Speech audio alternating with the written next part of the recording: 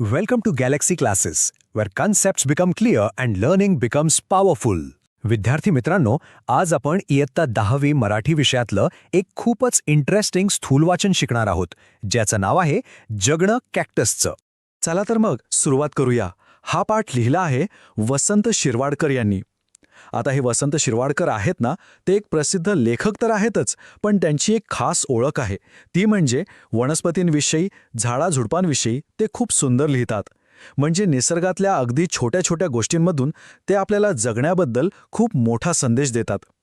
आणि या पाठात लेखक आपल्याला वाळवंटी प्रदेशातल्या एका खास वनस्पतीची ओळख करून देत आहेत. ती वनस्पती म्हणजे कॅक्टस. आता कॅक्टस म्हणजे काय हे तुम्हाला माहीतच असेल.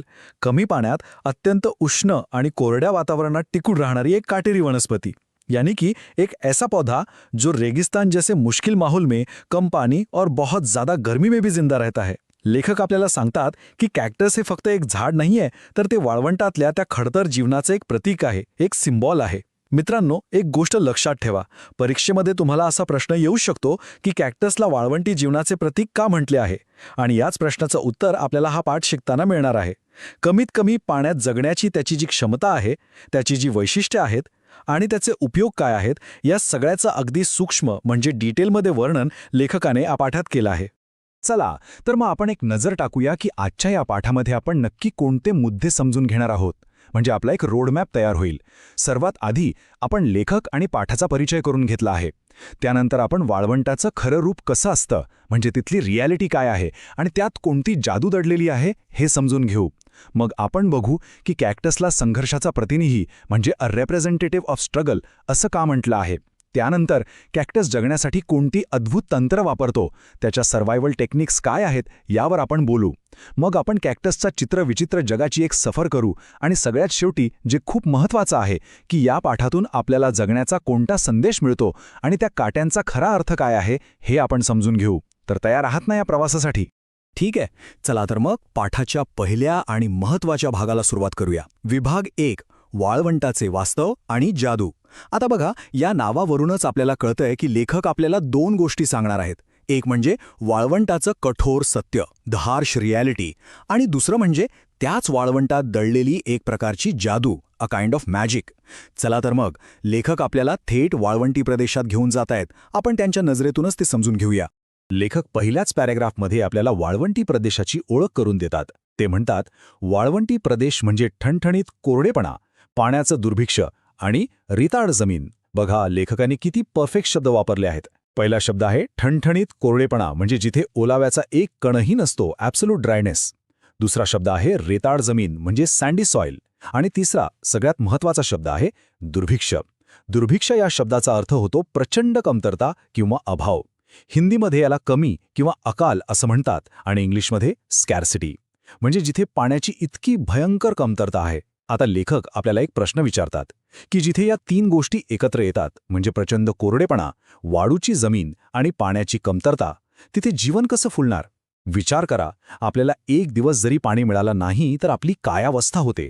मग जिथे वर्षानुवर्षे पाण्याची इतकी कमी आहे, तिथे जीवन कसं शक्य आहे? पण इथेच लेखक निसर्गाची महानता सांगतात. ते म्हणतात, निसर्ग हा एक मोठा जादूगार आहे. It's a magician. तो अशा प्रतिकूल म्हणजे डिफिकल्ट परिस्थितीतही जीवन फुलवतो. वाळवंटात खास तिथलीच एक वेगळी जीवसृष्टी आहे, वनस्पती आहेत आणि त्यांच्यावर जगणारे प्राणीही आहेत. परीक्षेच्या दृष्टीने वाळवंटाचं वर्णन करण्यासाठी हा पॅराग्राफ खूप महत्त्वाचा आहे. आता वाळवंटातलं जीवन प्रत्यक्षात कसं असतं हे लेखक पुढे सांगतात. ते म्हणतात की वाळवंटी प्रदेशात वर्षातून एखादाच पाऊस पडतो. कधीकधी तर 2-3 वर्ष पावसाचा पत्ताच नसतो. या पावसाच्या अभावाला लेखक एक शब्द वापरतात, अवर्ण.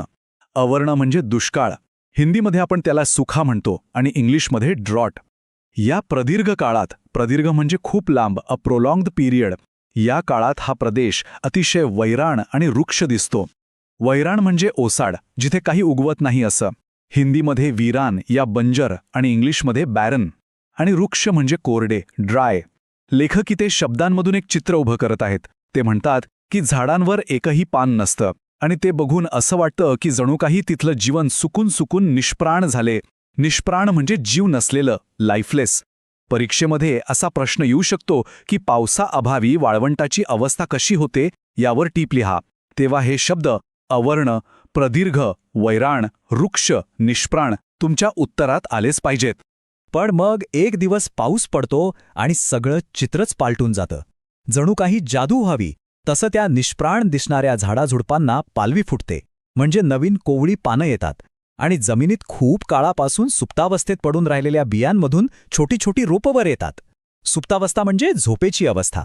हिंदीमध्ये याला सुप्त अवस्था म्हणतात आणि इंग्लिशमध्ये डॉर्मंट स्टेट. म्हणजे त्या बिया योग्य वेळेची वाट बघत असतात आणि पाहता पाहता या रोपांवर भरगच्च फुलं फुलतात.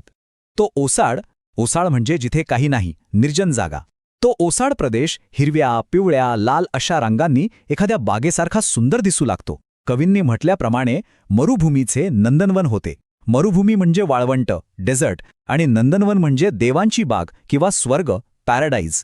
इथे लेखक आपल्याला एक सुंदर संदेश देतात की कितीही कठीण परिस्थिती असली तरी आशेचा एक किरण असतो जो सगळं चित्र बदलू शकतो.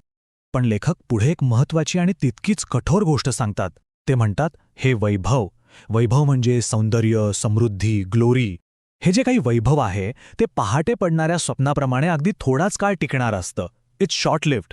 लवकरच पुन्हा सूर्य आकाशातून आग ओकू लागतो, हवा तापलेल्या तव्यासारखी गरम होते आणि ती सुंदर पानं, फुलं, गवत सगळं करपून जातं. त्यांचा भुगा होऊन तो जमिनीत मिसळून जातो आणि वाळवंटाचं तेच ओसाळ, भकास जीवन पुन्हा सुरू होतं. यातून लेखक आपल्याला जीवनातले एक सत्य सांगतात की सुख किंवा आनंद हे क्षणभंगूर म्हणजे टेम्पररी असू शकतात, पण खरी कसोटी ही कठीण काळात टिकून राहण्याची असते. पण एक आशेची गोष्ट मात्र घडते. त्या रोपांच्या बिया मातीत पडतात आणि पुढचा पाऊस येईपर्यंत जीव धरून मातीत पडून राहतात. आता लेखक आपल्याला वाळवंटातील वनस्पतींच्या 2 प्रकारांबद्दल सांगत आहेत आणि इथूनच आपल्या पाठाचा मुख्य नायक म्हणजे कॅक्टस याची एंट्री होते. हा विभाग आपल्याला कॅक्टसच्या खऱ्या ओळखीकडे घेऊन जाणार आहे. तो संघर्षाचा प्रतिनिधी का आहे हे आपल्याला आता कळेल. लेखक म्हणतात की वाळवंटात 2 प्रकारच्या वनस्पती आहेत. पहिला प्रकार आहे अवर्णा टाळणारा, म्हणजे ड्रॉट इवेडर्स. या वनस्पती काय करतात? त्या खूप हुशार असतात. पाऊस आला की पटकन उगवतात, फुलतात, आपलं आयुष्य पूर्ण करतात आणि पाऊस संपायच्या आत बियांच्या रूपात मातीत पडून राहतात. म्हणजे त्या कठीण काळाला सामोरेच जात नाहीत, त्याला टाळतात. दुसरा प्रकार आहे अवर्णा प्रतिकार करणारा, म्हणजे ड्रॉट रेझिस्टर्स. प्रतिकार करणे म्हणजे सामना करणे, मुकाबला करणं, टू रेझिस्ट. या वनस्पती पाऊस पडतो तेव्हा जेवढं पाणी मिळेल तेवढं स्वतःच्या शरीरात साठवून ठेवतात आणि कोरड्या हंगामात अगदी हळूहळू मंद गतीने वाढत राहतात. त्या पडून जात नाहीत, तर लढतात, सामना करतात. आणि या प्रतिकार करणाऱ्या वनस्पतींमध्ये सर्वात महत्त्वाचं झाड कोणतं असेल? तर ते आहे कॅक्टस. परीक्षेमध्ये या 2 प्रकारांमधला फरक विचारला जाऊ शकतो, तर तो लक्षात ठेवा. लेखक म्हणतात की कॅक्टसची तशी वेगळी ओळख करून द्यायला नको, कारण आता तो आपल्या दिवाणखान्यात म्हणजे लिव्हिंग रूममध्ये शोभेच्या वस्तू म्हणून येऊन पोचला आहे. हो की नाही? तो बागेत तर लावतातच, पण मनी प्लांटप्रमाणे छोट्या छोट्या कुंड्यांमध्येही तो दिसतो. अगदी थोड्याशा पाण्यावर कसं वाढावं, कसं जगावं याचा नमुना, म्हणजेच एक उत्तम उदाहरण, अ परफेक्ट एक्झाम्पल दाखवण्यासाठी जणू काही निसर्गाने कॅक्टसची पैदास केली आहे. म्हणूनच कॅक्टस हा वाळवंटी प्रदेशाचा खरा प्रतिनिधी आहे. प्रतिनिधी म्हणजे रिप्रेझेंटेटिव्ह, कारण तो त्या प्रदेशाच्या सर्व अडचणींचा सामना करत तिथे ताठ मानेने, अभिमानाने उभा राहतो. आता आपण कॅक्टसच्या जगातल्या राजाला भेटूया. लेखक सांगतात सगवारो कॅक्टस हा कॅक्टसचा राजा आहे आणि त्याची उंची किती असेल कल्पना करा. तब्बल 50 फुटांपर्यंत वाढते. म्हणजे तो एक राक्षस आहे, अ जायंट. विचार करा, 50 फूट म्हणजे साधारण 5 मजली इमारती एवढी उंची. केवढं मोठं झाड असेल ते. या सेग्वारो कॅक्टसची वाढ इतकी मंद असते की 50 वर्षात तो फक्त 3 फूट वाढतो आणि त्याचं आयुष्य 200 वर्षांचं असतं. लेखक आपल्याला एक ऐतिहासिक संदर्भ देतात. ते म्हणतात की आज जे काही सेग्वारो कॅक्टस उभे आहेत ते दुसरे बाजीराव पेशवे यांच्या काळातले आहेत. या वाक्यातून लेखक आपल्याला त्याच्या दीर्घायुष्याची आणि मंद गतीची कल्पना देतात. आणि एक गमतीशीर गोष्ट म्हणजे एखादा माणूस त्याच्या संपूर्ण आयुष्यात या कॅक्टसला फक्त आपल्या कमरेपर्यंत वाढलेला पाहू शकेल. यातून आपल्याला काय शिकायला मिळतं? तर मोठ्या गोष्टी घडायला वेळ लागतो, त्यासाठी संयम आणि सातत्य खूप महत्त्वाचं असतं. हीच गोष्ट तुमच्या अभ्यासालाही लागू होते. रोज थोडा अभ्यास केला तरच मोठं यश मिळवता येतं. आता आपण या पाठाच्या सगळ्यात इंटरेस्टिंग आणि महत्त्वाच्या भागाकडे वळत आहोत. तो म्हणजे कॅक्टस त्या भयंकर परिस्थितीत स्वतःला कसं वाचवतो, त्याची जगण्याची तंत्रे कोणती आहेत. चला त्याच्या सर्व्हायव्हल टेक्निक्स आपण समजून घेऊया. परीक्षेसाठी हा भाग अत्यंत महत्त्वाचा आहे, त्यामुळे नीट लक्ष द्या. लेखक सांगतायत की कॅक्टसने त्या दुष्काळाचा प्रतिकार करण्यासाठी, त्याला तोंड देण्यासाठी वेगवेगळी तंत्रे विकसित केली आहेत. त्याची संपूर्ण अंगरचना म्हणजे बॉडी स्ट्रक्चर हे फक्त आणि फक्त पाणी साठवण्यासाठीच बनलेलं आहे. त्याचे आकारही वेगवेगळे असतात, काही चेंडूसारखे गोल तर काही खांबासारखे उंच. या विशिष्ट आकारांमुळे काय होतं तर त्याच्या शरीराचा कमीत कमी भाग कोरड्या हवेच्या संपर्कात येतो आणि त्यामुळे पाण्याचे बाष्पीभवन कमी होतं. ही निसर्गाची एक अप्रतिम इंजिनिअरिंग आहे, नाही का? त्याचं पहिलं तंत्र आहे त्याची घडीदार अंगरचना. घडीदार म्हणजे फोल्डेड. तुम्ही पाहिलं असेल कॅक्टसच्या अंगावर हार्मोनियमसारख्या घड्या असतात. या घड्यांचे 2 फायदे आहेत. एक, घड्यांच्या आतला जो भाग असतो तो गरम आणि कोरड्या हवेपासून सुरक्षित राहतो, आणि दुसरा खूप महत्त्वाचा फायदा म्हणजे या घड्या पन्हाळीसारखं काम करतात. पन्हाळी म्हणजे पाणी वाहून नेणारा मार्ग, अ चॅनल, जसं आपल्या घराच्या छतावर असतं. जेव्हा पाऊस पडतो तेव्हा पावसाचं पाणी या घड्यांमधून सरळ खाली वाहत जाऊन थेट मुळांपर्यंत पोचतं. म्हणजे पाण्याचा एकही थेंब वाया जात नाही. किती हुशारी आहे बघा निसर्गाची. आता बघूया दुसरं तंत्र, ते आहे पानांचा अभाव. लेखक सांगतात की झाडांच्या शरीरातलं बरंचसं पाणी पानांमधून होणाऱ्या बाष्पीभवनाने वाया जातं. बाष्पीभवन म्हणजे इव्हॅपोरेशन. पाणी वाफवून उडून जातं. म्हणून कॅक्टसने काय केलं, त्याने पानं ही गोष्टच वज्ज केली आहे.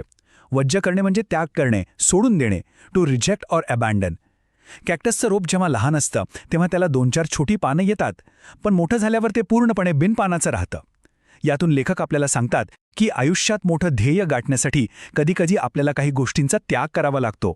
कॅक्टसने पाणी वाचवण्यासाठी पानांचा त्याग केला. तिसरं तंत्र आहे काटे. आता कॅक्टसच्या आतमध्ये पाण्याने भरलेला रसदार गर असतो, ज्युसी पल्प. त्यामुळे वाळवंटातले प्राणी ते खाण्यासाठी येऊ शकतात. पण कॅक्टसने याचाही बंदोबस्त केला आहे. बंदोबस्त म्हणजे व्यवस्था किंवा सोय, अन अरेंजमेंट फॉर प्रोटेक्शन. त्याच्या संपूर्ण अंगावर धारदार बोचरे काटे पसरलेले असतात आणि म्हणूनच लेखक म्हणतात, काय बिशादे मग प्राण्याची त्याला तोंड लावण्याची, म्हणजे कोणाची हिंमतच होणार नाही त्याला हात लावायची. हे काटे त्याचं संरक्षण करतात. एक गोष्ट लक्षात घ्या, ते काटे कोणावर हल्ला करण्यासाठी नाहीयेत, तर ते स्वसंरक्षणासाठी आहेत, सेल्फ डिफेन्ससाठी आहेत. आणि हा या पाठातील एक खूप महत्त्वाचा संदेश आहे. आणि चौथं तंत्र आहे त्याची विशेष मूळ रचना, अ स्पेशल रूट सिस्टम. कॅक्टसची सगळी धडपड पाणी मिळवण्यासाठी आणि साठवण्यासाठी असते, पण पाणी मिळणार कुठून तर मुळांमधून. आता वाळवंटातली जमीन कडक असते, ती जास्त पाणी शोषून घेऊ शकत नाही. यावरही कॅक्टसने एक उपाय शोधला आहे. तो आपली मुळं जमिनीत खूप खोलवर न घालता जमिनीच्या पृष्ठभागाखालीच पण खूप दूरवर पसरवतो. त्यामुळे थोडा जरी पाऊस पडला तरी जास्तीत जास्त क्षेत्रातलं पाणी त्याला पटकन शोषून घेता येतं. तुम्हाला माहितीये, सगवारो कॅक्टसची मुळं तर 50 फुटांपर्यंत लांब बसू शकतात. यावरून आपल्याला काय शिकायला मिळतं तर यशस्वी होण्यासाठी फक्त मेहनत करून चालत नाही, तर योग्य रणनीती म्हणजे योग्य स्ट्रॅटेजी वापरणंही तितकंच गरजेचं असतं. आता आपण कॅक्टसच्या विविध प्रकारांची आणि त्याच्या चित्रविचित्र आकारांची माहिती घेऊया. याचं जग खरंच खूप अद्भुत आणि आश्चर्यकारक आहे. हा भाग आपल्याला निसर्गाच्या विविधतेची, अ व्हरायटी ऑफ नेचर, त्याची ओळख करून देतो. लेखक सांगतात की कॅक्टस हे मूळचं अमेरिका खंडातलं झाड आहे. आता झाड म्हटलं की आपल्या डोळ्यासमोर काय येतं? एक बुंधा, त्याला फांद्या, फांद्यांना डहाळ्या आणि भरपूर पानं, बरोबर ना? पण कॅक्टसमध्ये असं काहीच नाही. तो म्हणजे एक सरळसोट खांब, आणि त्याला फांद्या असल्या तरी त्याही खांबासारख्याच जाडजूड. सवगारो कॅक्टस तर जणू काही हात वर करून उभ्या राहिलेल्या मोठ्या बाहुलीसारखा दिसतो. इथे लेखक आपल्याला सांगतात की प्रत्येक गोष्टीला एकाच चौकटीत, एकाच फ्रेममध्ये पाहू नका. निसर्गात खूप विविधता आहे आणि आपण ती स्वीकारायला हवी. तुम्हाला माहितीये, जगात कॅक्टसच्या सुमारे 10,000 जाती आहेत आणि त्यांचे आकार इतके चित्रविचित्र आहेत की त्यांना तशीच नावं दिली आहेत. जसं की एका कॅक्टसचं नाव आहे सायाळ कॅक्टस, कारण तो सायाळासारखा दिसतो. सायाळ म्हणजे पॉर्क्युपाईन, ज्याच्या अंगावर काटे असतात. दुसऱ्या एका कॅक्टसला अस्वल कॅक्टस म्हणतात, कारण त्याचा आकार अस्वलासारखा, अ बेअर, दिसतो. एक कॅक्टस पाण्याच्या पिंपासारखा म्हणजे बॅरलसारखा दिसतो, म्हणून त्याला पिंप कॅक्टस, बॅरल कॅक्टस म्हणतात. आणि सांबराच्या शिंगांसारखा दिसणाऱ्या कॅक्टसला सांबरशिंग कॅक्टस, स्टॅगहॉर्न कॅक्टस असं नाव आहे. ह्या नावांवरूनच आपल्याला त्या कॅक्टसच्या आकाराची कल्पना येते. कॅक्टसला पानं नसली तरी काही कॅक्टसना खूप सुंदर फुलं आणि रसदार फळं येतात. सग्वारो कॅक्टसला त्याच्या शेंड्यावर येणारी फुलं गेंदेदार असतात. गेंदेदार म्हणजे झेंडूचा फुलासारखी गोल आणि भरगच्च बंची. ही फुलं जेव्हा फुलतात तेव्हा त्या ओसाड वाळवंटाला काही काळासाठी का होईना पण सौंदर्याचा एक स्पर्श होतो. यातून लेखक आपल्याला एक सुंदर संदेश देतात की कितीही कठोर आणि खडतर जीवन असलं तरी त्यात कुठेतरी सौंदर्याचा आणि आनंदाचा एक क्षण नक्कीच दडलेला असतो. तो फक्त आपल्याला शोधता आला पाहिजे. आता आपण पाठाच्या शेवटच्या आणि सगळ्यात महत्त्वाच्या भागाकडे आलेलो आहोत. या भागात आपण कॅक्टसचे उपयोग काय आहेत आणि या संपूर्ण पाठातून आपल्याला अंतिम संदेश काय मिळतो हे समजून घेणार आहोत. परीक्षेमध्ये या भागावर हमखास प्रश्न विचारला जातो, त्यामुळे नीट लक्ष द्या. लेखक सांगतात की अमेरिकेतले जे रेड इंडियन लोक होते ते पूर्वी सग्वारो कॅक्टसचा अनेक प्रकारे उपयोग करत होते. दुष्काळात जेव्हा पाणी मिळायचं नाही तेव्हा ते कॅक्टस चेचून त्याचं पाणी काढून आपली तहान भागवत असत. सग्वारो कॅक्टसची फळं चवीला कलिंगडासारखी वॉटरमेलन गोड लागतात. तेही फळं खूप चवीने खात. इतकंच नाही तर त्या फळांच्या गरामध्ये साखर घालून ते मोरावळासारखा पदार्थ बनवून टिकवून ठेवत. मोरावळा म्हणजे मुरंबा, जॅम किंवा प्रिझर्व्ह. यातून आपल्याला काय कळतं तर कॅक्टस फक्त स्वतःच जगत नाही तर तो इतरांनाही जगवतो. आता पिम कॅक्टसचा उपयोग पाहूया. वाळवंटातून प्रवास करणारे लोक तहान भागवण्यासाठी याचा उपयोग करत. पण त्यातून पाणी काढणं हे खूप जिकिरीचं काम होतं. जिकिरीचं म्हणजे खूप कष्टाचं, अवघड. हिंदी में मुश्किल और इंग्लिशमध्ये आर्डुअस. आधी त्याचे ते सगळे काटे काढावे लागत, मग त्याची जाड साल सोलून आतला गर काढायचा आणि तो चेचून पाणी काढायचं. आणि एवढा खटाटोप करून, खटाटोप म्हणजे खूप प्रयत्न करणे, a lot of trouble or effort. पाणी किती मिळणार तर फक्त अर्धी किंवा पाववाटी. आणि त्याची चवही तुरट. तुरट म्हणजे ॲस्ट्रिंजंट, म्हणजे जी चवीला चांगली लागत नाही. तहानेने व्याकुळ झालेला, व्याकुळ म्हणजे बेचैन, डिस्ट्रेस्ड. एखादा प्रवासी अगदीच काही उपाय राहिला नाही तरच हा खटाटोप करत असे. या वर्णनातून लेखक आपल्याला पाण्याचं महत्त्व, a drop of water can save a life, हे समजावून सांगत आहेत. आता लेखक एक खूप महत्त्वाचा पायाभूत प्रश्न विचारतात. वाळवंटी प्रदेशातल्या बहुतेक झाडांना काटे का असतात? या प्रश्नाचा उत्तरातच या पाठाचं सार, या पाठाचा आत्मा दडलेला आहे. याचं कारण असं आहे की ओल्या प्रदेशात म्हणजे जिथे भरपूर पाऊस पडतो, पाणी आहे, तिथे जनावरांनी झाडं खाल्ली तरी ती पुन्हा लवकर उगवून येतात, कारण तिथे वाढण्यासाठी पाण्याची कमतरता नसते. पण वाळवंटी प्रदेशात पाण्याची प्रचंड कमतरता असल्यामुळे एखादं झाड एकदा नष्ट झालं की ते पुन्हा उगवून येणं जवळजवळ अशक्य असतं. त्या एका रोपाला वाढायला अनेक वर्षे लागलेली असतात. आणि म्हणूनच लेखक शेवटचं आणि सगळ्यात महत्त्वाचं वाक्य सांगतात, या प्रदेशातल्या झाडांनी काट्यांची शस्त्रे पडजून स्वसंरक्षणाची खबरदारी घेतली आहे. इथला सगळ्यात महत्त्वाचा शब्द आहे स्वसंरक्षण, म्हणजे स्वतःचे रक्षण करणे, सेल्फ डिफेन्स. ते काटे कोणावर हल्ला करण्यासाठी नाहीत तर स्वतःला वाचवण्यासाठी आहेत. त्या प्रतिकूल परिस्थितीत टिकून राहण्यासाठी, स्वतःचं अस्तित्व टिकवण्यासाठी त्यांनी ही शस्त्रे धारण केली आहेत. आणि हेच आहे जगणं कॅक्टसचं, म्हणजे सगळ्या अडचणींवर मात करत, स्वतःला परिस्थितीनुसार बदलून आणि स्वतःचं संरक्षण करत जगण्याची कला. हा पाठ आपल्याला शिकवतो की जीवनात कितीही अडचणी आल्या तरी हार मानू नये. आता तुम्हीच विचार करा, आपल्या आयुष्यातील आव्हानांना तोंड देण्यासाठी, स्वतःचं रक्षण करण्यासाठी आपण कोणते काटे विकसित करायला हवेत? चला, जाता जाता एकदा या पाठातील महत्त्वाचे मुद्दे पुन्हा एकदा लक्षात घेऊया. या पाठाचा मुख्य संदेश आहे, प्रतिकूल परिस्थितीत टिकून राहण्यासाठी जुळवून घेणे आणि स्वसंरक्षण करणे आवश्यक आहे. लेखकाने निसर्गाला जादूगार म्हटले आहे आणि कॅक्टसला अवर्णाचा प्रतिकार करणारा प्रतिनिधी. आपण वनस्पतींचे दोन प्रकार पाहिले, अवर्ण टाळणारे आणि अवर्णाचा प्रतिकार करणारे. कॅक्टसची 4 जगण्याची तंत्रे लक्षात ठेवा: घडीदार रचना, पानांचा अभाव, काटे आणि विशेष मूळ रचना. सग्वारो कॅक्टसची वैशिष्ट्य आणि त्याचे उपयोग यावर परीक्षेत प्रश्न येऊ शकतो. चला, आपण शिकलेले काही महत्त्वाचे शब्द पुन्हा पाहूया. दुर्भिक्ष, कमतरता, कमी, स्केर्सिटी. अवर्ण, दुष्काळ, सुखा, ड्रॉट. वैराण, ओसाड, बंजर, बॅरन. निष्प्राण, जीव नसलेले, लाईफलेस. सुप्तावस्था, झोपेची अवस्था, डॉर्मंट स्टेट. प्रतिकार करणे, सामना करणे, टू रेझिस्ट. प्रतिनिधी, रिप्रेझेंटेटिव्ह. घडीदार, फोल्डेड. बाष्पीभवन, इव्हॅपोरेशन. वज्ज करणे, त्याग करणे, टू रिजेक्ट. बंदोबस्त, व्यवस्था, अरेंजमेंट. जिकिरीचे, कष्टाचे, आर्ज्युअस. खटाटो, खूप प्रयत्न, एफर्ट. व्याकुळ, बेचेन, डिस्ट्रेस्ड.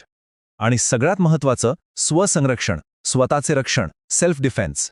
या सर्व गोष्टी लक्षात ठेवल्यास तुम्हाला या पाठावरील कोणताही प्रश्न सहज सोडवता येईल. This lesson was brought to you by Galaxy Classes, created only for study and concept clarity. हा पाठ तुम्हाला आवडला असेल तर नक्की लाईक, शेअर आणि सबस्क्राईब करा. आणि पुढील व्हिडिओच्या सूचना मिळवण्यासाठी बेल आयकॉन दाबायला विसरू नका. धन्यवाद.